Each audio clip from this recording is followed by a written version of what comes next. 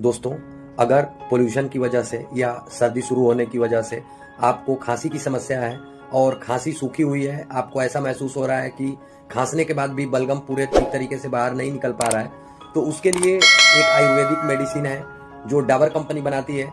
इस मेडिसिन का नाम है हनी टस।